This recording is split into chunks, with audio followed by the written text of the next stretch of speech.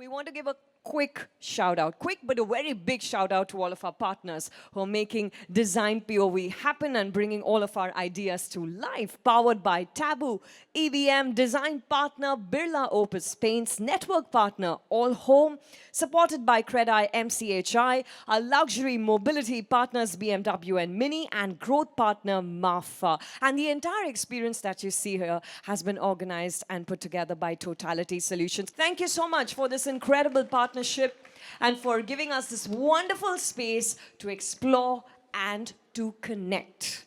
Connect brings me to our very first power panel on the agenda. It's a conversation that's not here only to celebrate art, but also unpack its meaning, most importantly, the market that we have already in 2025 and the future.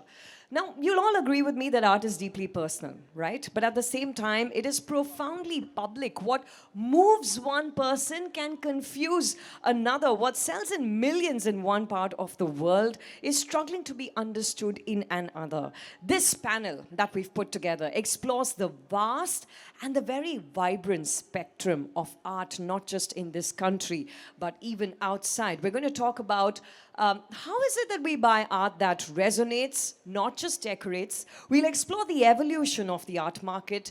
Hopefully our panelists are also going to help us, share some tips on how to select meaningful work that connects with us both emotionally and even financially.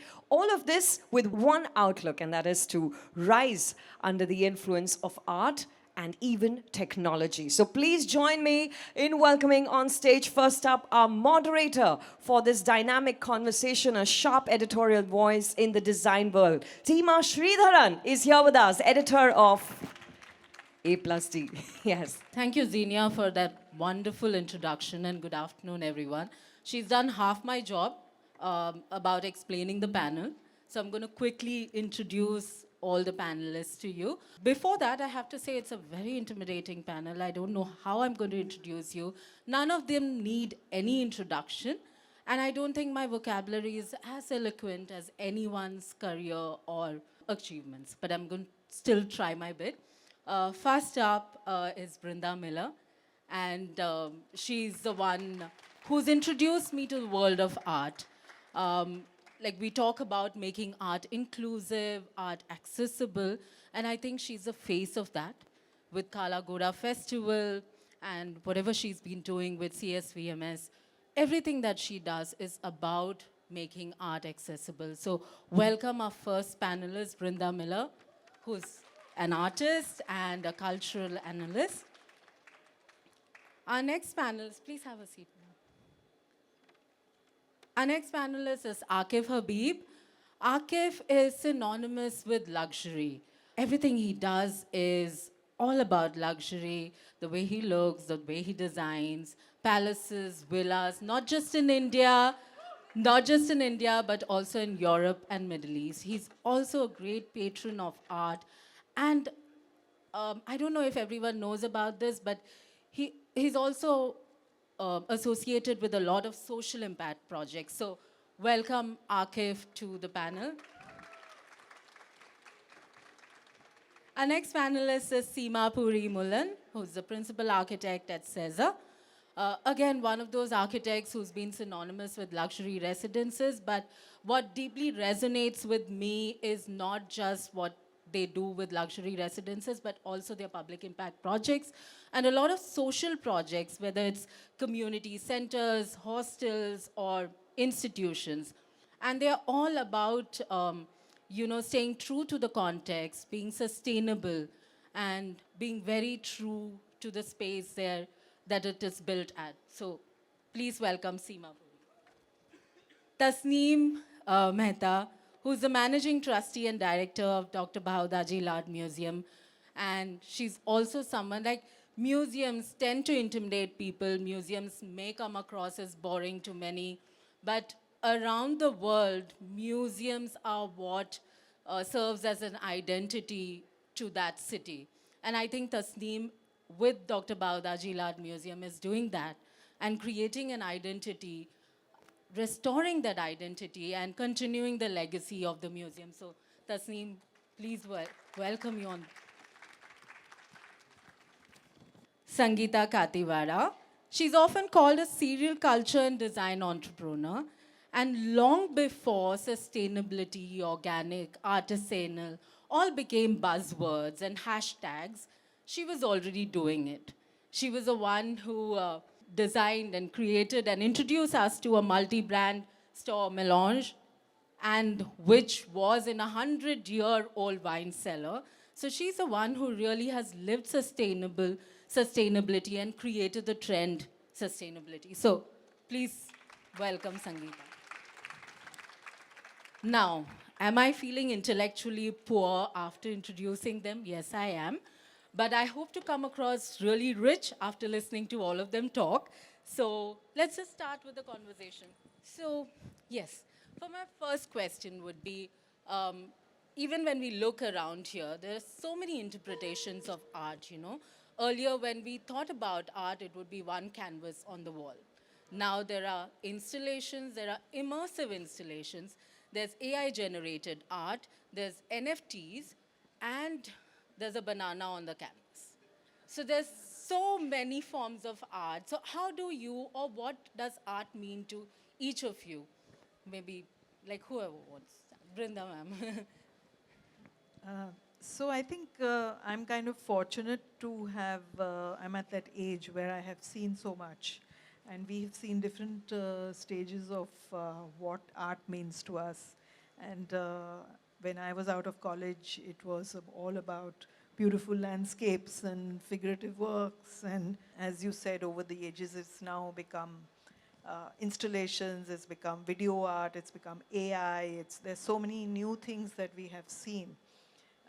But I think the thing is to be appreciative of all of that and not look at it as a investment. If you're investing in art, it should be because you like it. That's the way I see it. And I've kind of grown up with art, so I mean, I think I take it a lot for granted, but we should not take it for granted. I think art is a very important part of our lives. So I'd like to add, I think it's like this, it's almost like an emotion. For me, it's like music.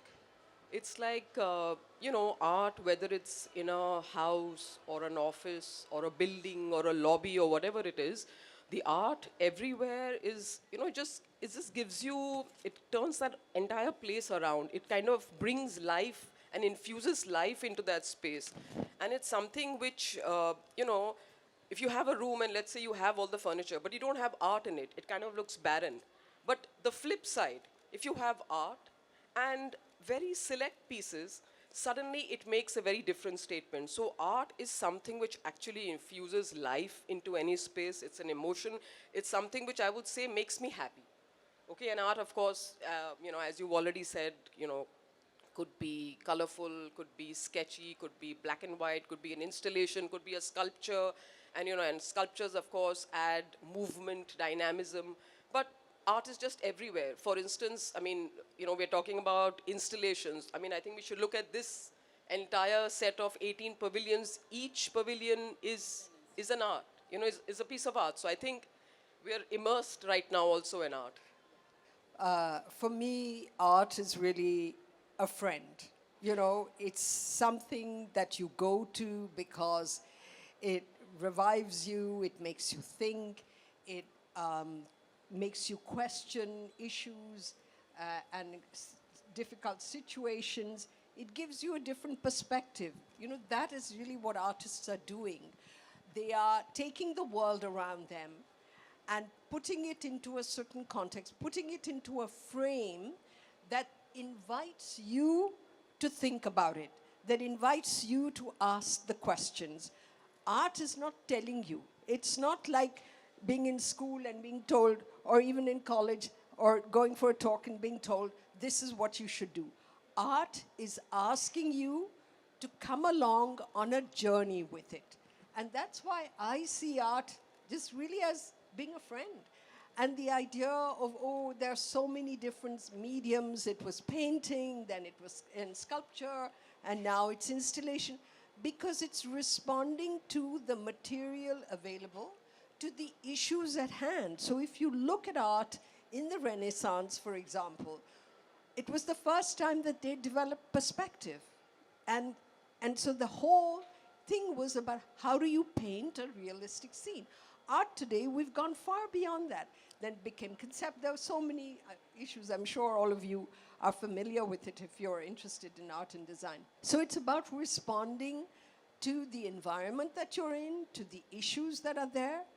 And that's what makes it exciting. So it's not just about art, at least for me. It's not just about art looking beautiful on the wall. A lot of people, though, start with their journey with art because they want to buy something for their home, and then they start getting intrigued about it. But really, art is much more than, even if it's on your wall, for example, there's no problem with that. Everybody wants to have art that they love. That's because it's like a friend. Every time you look at it, at least that is what it is for me, it seems to be saying something different to you. There's something you see in it which you didn't see before. So that is what is so exciting about it. When you are buying art for investment, what are the things that you should think about and look for? So provenance is very important. I don't know how many people understand what provenance is. So it's basically your chain of documents, how you've acquired the art, did you know the artist, who bought it first. And these things are very important before they get into auction or even before you really buy a piece of art. So you really know, because now most of the masters are not around. So it gets very, very difficult for a serious art collector to, to be represented correctly by a gallery. And then how consistent is that story of the artist, how consistent is the story of the gallery, really, because galleries are coming up every day. We've got, I think, art auctions every weekend in Bombay now. So every week, the phone, there's a WhatsApp message to say there's an auction. But how much real art is really around also is the question. Of course, artists in India have really made a lot of good art. But then provenance is something that everybody should look into. And, to get a basic feel, who had it, did he really acquire it? Because we've got loads of royalty in India. It has to be the right story. Because a lot of royalty in Western India have also got a lot of European art at that time. So we need to understand that. That's I think, very important for all art collectors to know. Of course, living artists is not a problem. The contemporaries is not. But of course, when you're getting into masters, because now the valuations have gone crazy. If you guys will appreciate this. It just goes up 100% or 200% or 300% a year. So, like I was buying something for X during the COVID. COVID was a peak time for art and collectibles. And now all that has gone like 5X. Really? So I don't know where this art comes from. Actually, what you're saying is absolutely true. The art that we picked up for a lot of our clients maybe about 4 or 5 years back, it's a very different price today. So yes, there are a lot of the younger artists, the contemporary artists who are doing very well. So I think it's the way forward, that art suddenly seems to be in everyone's, eyeballs, that yes, we must have art. It's now become this must have. Must have. So I think, everyone is that, in my home it should be this. Is basically it all stems from my home. Yeah, my home true. has to be fantastic and up there. So how does my home become that much more exclusive, that much more bespoke? I get this new artist to do this new curation for me. And yeah, just like, we've also used something of Bandanas recently. We want to use something of Gunjan. So everyone wants to create something different. So I think the current entire load of art, older, the senior artists, as well as the younger ones, are doing very well. I just want to add to that and to say one of the reasons that art has become so successful is because it's become an asset class. When I went to JJ School of Art and when I wanted to study art, my father thought I was going to become a hippie, and I wanted to study fine art and sculpture, which I eventually went to London and did. But he said, no, you have to do something useful and you have to study design. So that's what I ended up studying at the JJ School of Art. But I just want to completely endorse what Aakif is saying, because provenance is critical. Because there are people who are doing such incredible fakes that sometimes even the gallerists are not able to detect it. Because they age the work, they age the pigment, they do it in a certain, so you really have to study. If you're buying masters, you have to study, you have to look at the color, you have to look, and even that isn't. But you, so if your eye is trained, then, so, or you can go to an expert. No expert will tell you for sure that, no, it's a fake, because nobody wants to take that chance, and there can be legal cases. I know of instances where there, where there have been legal cases against artists who were trying to defend another artist and saying that this is absolutely not the right work and this doesn't belong.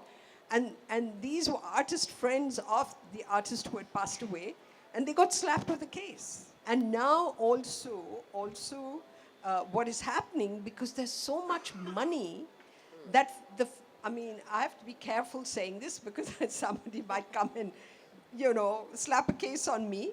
But there are those associated with the artist who are saying yes. Because they get a kickback or they're being, so they're saying yes, this is an authentic. So it's a really difficult market, They're setting up an AI platform in London called Steg, where they're going to upload all the paintings and it's going to assist with recognizing the fakenization of art. So it layers and layers. Isn't that fantastic that they would recognize all the signature? I just spoke to them a week ago.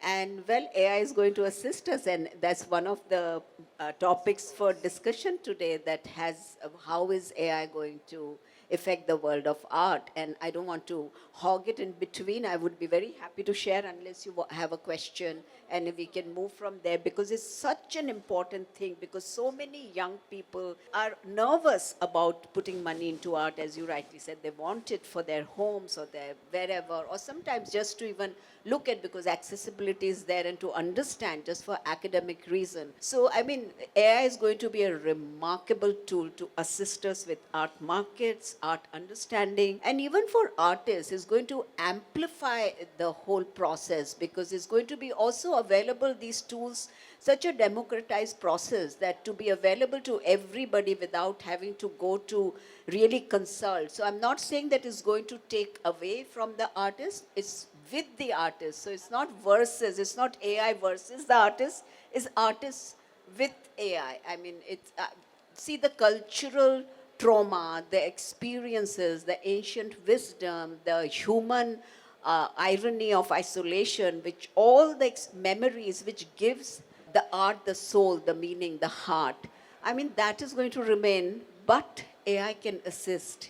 And there is no harm in taking advantage of this tool that will help amplify and have so many processes available through it. Because, we are only feeding AI. It's a tool and it's not inventing, it's just assembling. So, which has come from masters and thinkers and writers and great artists, which is available to now to everybody to see. And that's a great accessibility, since we want to talk about inclusiveness in art.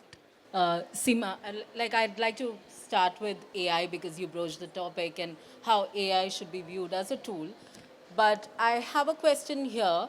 Does that reduce art to a series of prompts? Like, I can sit and give multiple prompts and create. Then, how do you value that art? Are we valuing that art for the thought process that I have? Because I'm a writer, I can think, but I can't draw, or I can't paint. Can that be viewed as art? It's a very difficult one, I think, whether you can actually, so you can view anything as art. It's very subjective. If you like it and it, appeals to you and it talks to you, makes you happy, makes you cheerful, yeah, it can be art. But yeah, all this current, AI tools, which, at a prompt can, make, this face look like it was, how it was 20 years back and how it will be 40 years hence. I mean, it's a little difficult if I'm looking at it from purely my perspective to figure out whether that is art. To me, like I said, it wouldn't personally appeal to me, but I can imagine it appealing to a lot of the very young generation. They would kind of think it's quite cool, to have maybe a series of different, the same face done over, 5 kind of ways of interpreting how it would be. So yeah, that could be a different kind of art. But again, like I said, see, art is very, very subjective, right? I mean, some people like figurative, some people like landscape, some people love abstract, some people like colorful, some people like black and whites, installation, sculpture. So it is so subjective, and it really depends upon what you've been exposed to and how much you'd actually like to go out and maybe explore and teach yourself. And the more you teach yourself, I think the more you like stuff, you know, when you kind of like the newer stuff also. I mean, for instance, I don't know whether people are familiar with Alec Monopoly, or of course Jeff Koons definitely. But I'm saying now you see an Alec Monopoly art, and you know, a lot of some people would think that, you know, okay, I don't think this is art. But like I said, you ask a lot of the younger generation, they say, no, this is amazing. This is what I want, you know, in my home. So art is very relative, very subjective. Yeah, like David Hockney did 86 portraits, which became such a famous exhibition, and I'm sure, Tasneem, you must have seen it during your travels. I mean, in front of every portrait you stood and you saw so much as layers and different cultures of the world.